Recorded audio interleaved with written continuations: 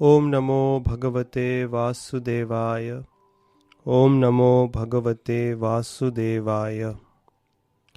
Discussing from the Bhagavad Gita, Chapter 1, Observing the armies on the battlefield of Kurukshetra, Text 3 onwards. Pashyatam Panduputranam Acharya Mahatim Chamum Vyudham Drupadaputrena Tava Shishyena Dhimata. O my teacher, behold the great army of the sons of Pandu, so expertly arranged by your intelligent disciple, the son of Drupad. This statement is by Duryodhana. The Bhagavad Gita has begun with Dhritarashtra asking the question as to what did his sons and the sons of Pandu do on the battlefield of Kurukshetra, and Sanjay is answering.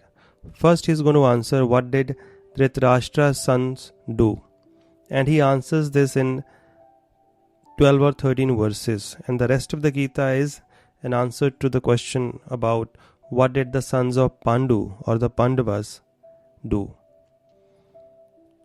So Dhritarashtra is worried, and Sanjay, in order to encourage him, tells him that don't worry, Duryodhana has gone to his teacher Dronacharya. But we have to understand the mentality of Duryodhana. He's telling his teacher, "O my teacher, behold," he's like, "Dekho, what have you done?" So Duryodhana was extremely arrogant. An arrogant person cannot respect anyone because he wants to be the center of universe. So therefore he cannot be respectful to anyone, even if it's his own guru. Dronacharya was supposed to be the teacher who had taught everything that Duryodhana knew, but still he is going and expressing his dissatisfaction because Duryodhana was extremely disturbed by seeing the military arrangement of the Pandavas. He had thought that the Pandavas had lived in forest for 13 years, so they wouldn't be able to manage an army to fight against his 11 Akshani army. So the Kauravas, headed by Duryodhana, had 11 Akshani army. One Akshani is 21,500 odd chariot warriors, 21,500 odd elephant warriors, and 65,000 odd soldiers on horses, and more than 1 lakh foot soldiers or infantry soldiers. So multiply that by 11. That was the strength of Duryodhana's army. But he was so disturbed by seeing and surprised that the Pandavas had managed to gather 7 Akshani Sena. So he was so disturbed, and when he saw the commander-in-chief of the Pandava army, he was even more disturbed. So he immediately goes to Dronacharya and he says this, "Look at this army of the sons of Pandu, so expertly arranged by your intelligent disciple, the son of Drupad."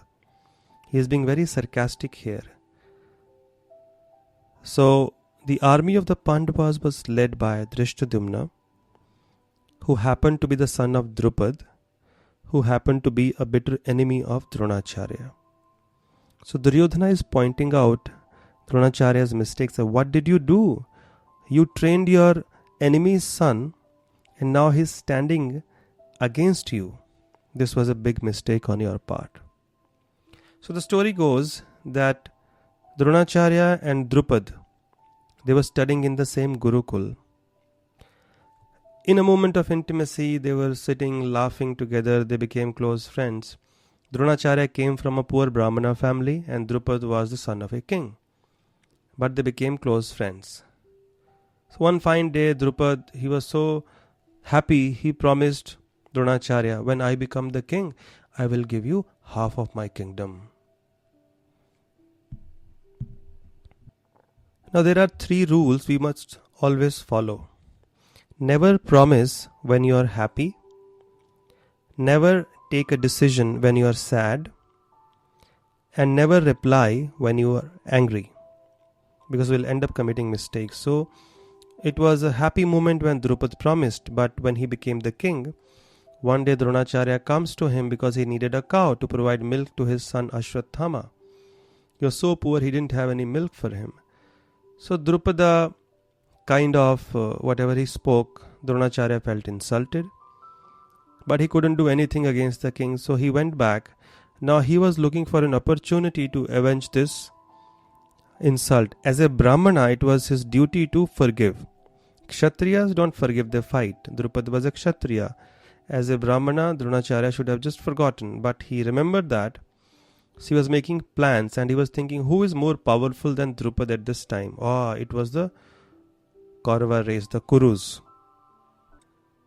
So we must know that Pandavas were also belonging to the Kuru dynasty. It was Dhritarashtra and Duryodhana who separated them and started calling them the sons of Pandu. So all of them belonged to the Kuru dynasty. They were living together. So Dronacharya approached them, and Bhishma was happy to have such a powerful, qualified teacher. He was anyways looking for somebody who could train his grandchildren up in weaponry. And Dronacharya had only one thing in mind. When they asked for Guru Dakshina at the end of their education, he would ask them to go and bring Drupad as his captive. Make him his slave, a prisoner. So when the time for Guru Dakshina came, Dronacharya requested that he be brought to me as my captive. Now throughout their education, the Pandavas had excelled the Kauravas. So now the Kauravas were looking for an opportunity to showcase their ability and impress their teachers. So they said, we will go. So all 100 of them went. They were easily defeated by Drupad. Then Arjuna went surrounded by 4 Pandavas. He easily captured Drupad, brought him in front of Dronacharya, who fell at his feet. Drupad fell at Dronacharya's feet. He had no other option. And now Dronacharya insulted him. He said, Drupad, you are my friend. I don't feel like I'm satisfied seeing you like this. So what I'll do, but how can there be friendship? Friendship, as you said, should only be between equals. But now your entire kingdom is mine. You have nothing. But remembering our past friendship, I think I will give you half of the kingdom back. So Drupad had no option. He had to accept that. But he was now burning with anger. He was looking for an opportunity to avenge this insult.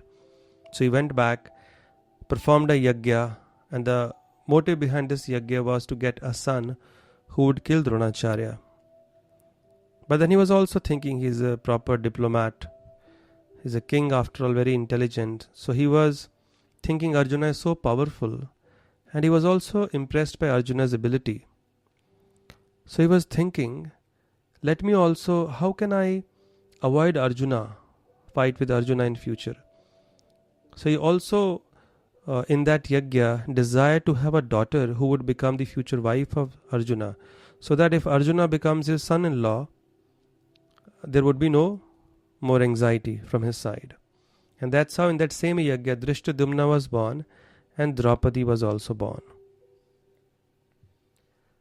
Now when the time came for Drishtadumna's education, Drupada was looking for the best teacher, and he knew Drona was the best teacher. So he sent him to Drona only for education, getting expertise in the art of weaponry. And Dronacharya, also being a liberal Brahmana, did not hesitate to impart all his secrets, all the education. That was the standard at that time. They would not mix their personal enmity with their duties. And now that same Drishtadumna was standing on behalf of the Pandavas as their commander-in-chief, and this mistake is being pointed out by Duryodhana. That's why he's using the word not Drishtadumna, but he's saying your intelligent disciple, the son of Drupad. By mentioning Drupad's name, he wanted to incite Dronacharya, because he knew Dronacharya didn't like Drupad, so he would be angry and he would fight with full force. But the main reason behind Duryodhana's anxiety is again that he is sinful. Therefore, despite having the bigger army, bigger support, more powerful warriors on his side, he's not happy. That was his whole life. Pandavas were living in the forest, but he was always focused on what they were doing or what they had rather than enjoying what he already had. He had the whole world. He was the king ruling. But even then he was not able to live happily. His father told him once, "Why are you after the Pandavas? Let them live in the forest and you just enjoy. You have the whole world." But Duryodhana was envious. And the nature of an envious person is always focused on what the object of his envy is doing or thinking or is having. And that becomes the focus. Therefore, he is not able to enjoy what he already has. That was Duryodhana's life in a nutshell. So now he is very anxious seeing their army. He is pointing out to his guru. He is pointing out his guru's mistakes. And then as a person who is haunted by fear, he can speak anything. He doesn't know what he's speaking. Duryodhana also starts acting like that.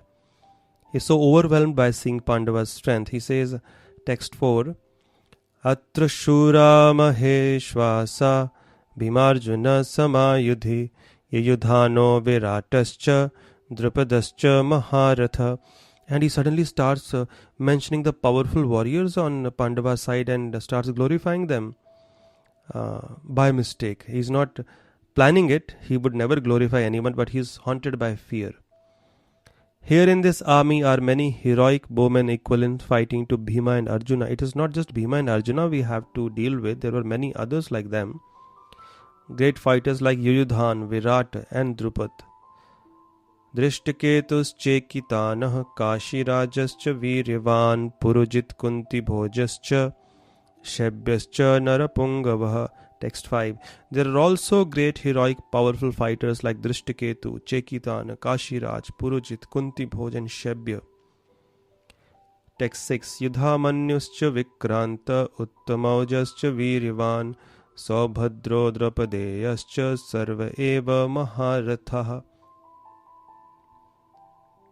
There are the mighty Yudhamanyu, the very powerful Uttamauja, the son of Subhadra, that is Abhimanyu, and the sons of Draupadi. All these warriors are great chariot fighters. So he ends up glorifying the opposite army. But then suddenly he realizes, oh, I am the leader and it is not good for my own soldiers. Their morale would be affected if I keep glorifying the enemy and not them. Now he starts glorifying his own people. And he's not glorifying it genuinely. He's flattering. So he says, text 7 onwards, Asmakam tu vishishtaye tanibuddha dvijottama nayaka mama sainyasya sangyartham tam bravimite bhavan bhishmascha karnascha kripascha samitim jayah ashwathama vikarnascha Somadattisthathaivacha. So he mentions in text 7 and 8 the exceptional heroes on his side. And nobody's asked him, but he's just going on speaking. Fear. But for your information, O best of the Brahmanas, he's telling Drona, let me tell you about the captains who are especially qualified to lead my military force. There are personalities like you. First he mentions Drona, although the senior-most person at that time was Bhishma. But he is trying to flatter. He was thinking, I am standing in front of Drona, and if I don't mention his name first, he might feel offended. And therefore Bhishma is a liberal soul, he won't mind. So Dronacharya was not like that. He was a Brahmana, he had Brahmanical qualities.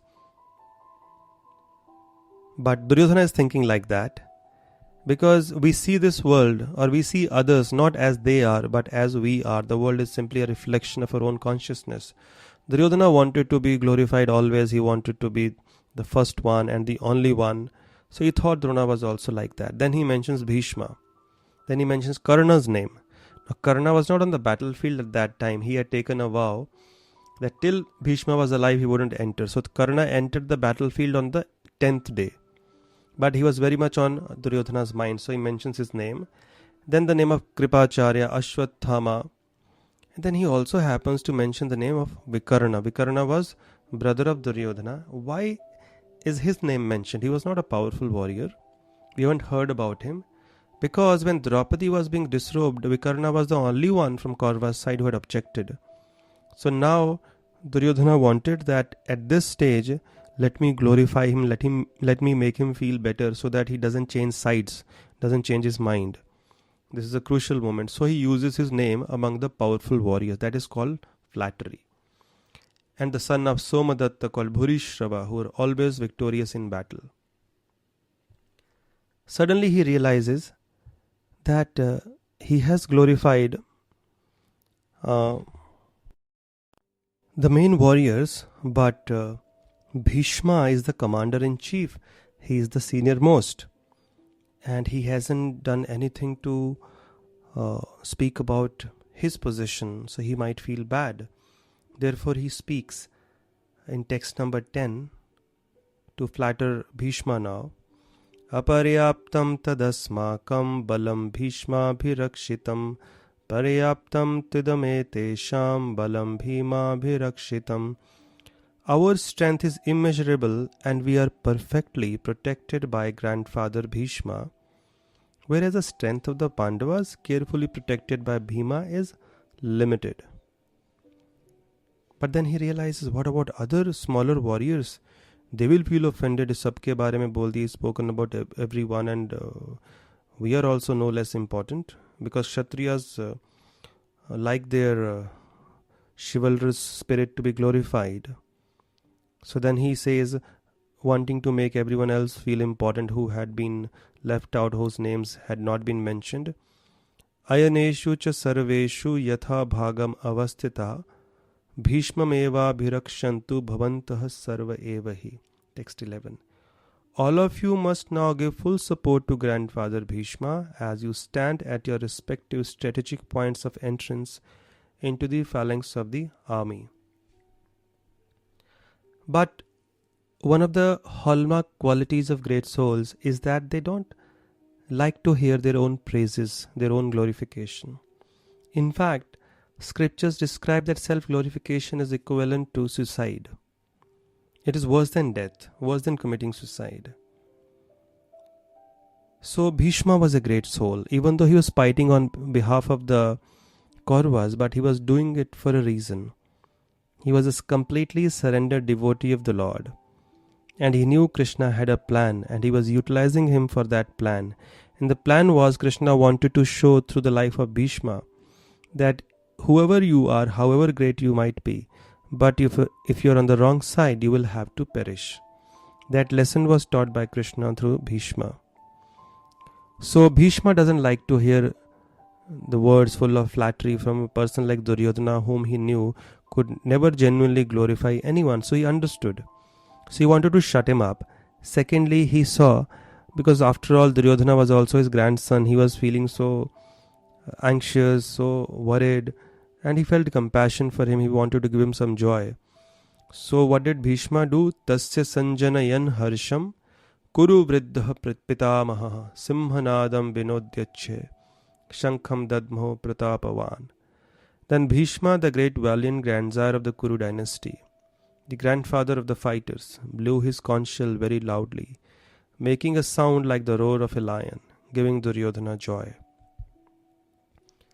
Being the commander-in-chief, he just blew his conch shell, declaring the war, and then everyone else in his army followed. Tataha shankhascha bhairiyascha panavanaka gomukha sahasevya abhyahanyanta sa shabdas tumalo abhavat. After that, the conch shells, drums, bugles, trumpets, and horns were all suddenly sounded, and the combined sound was tumultuous. So till this text number 13, in 12 verses, Sanjay has explained, answered Dhritarashtra's 50% of the question, first half, what did his sons do? The rest of the Gita till the end is about what did the Pandavas do. Even Sanjay didn't want to talk too much about the Kauravas. They were not virtuous. Pandavas were virtuous souls. So by talking about virtuous souls, our hearts also get purified. If we talk about others who are sinful, full of faults, then we also get affected by the same faults. So this is how this section of the first chapter of the Bhagavad Gita ends. text number 1 to 13. What is this? It is simply about the father and the son. Dhritarashtra is worried, Duryodhana is worried, despite having all the power on their side, because they are sinful, so naturally they are not able to live peacefully despite having so much in their life. And now text number 14 to 20, Sanjay will mention 5 signs which indicated Pandava's victory right from the beginning. Sanjay, being a noble soul, directly he could not tell the king, don't fight, don't let your children fight, stop this war. So indirectly he is going to indicate to Dhritarashtra certain signs, ominous signs in favor of the Pandavas, and that way he thought, or he expected, hoped that Dhritarashtra might just change his mind and good sense prevailed on him, so he might just stop this massacre which was going to take place in Kurukshetra. So we'll discuss that in the next podcast. Thank you so much. Hare Krishna.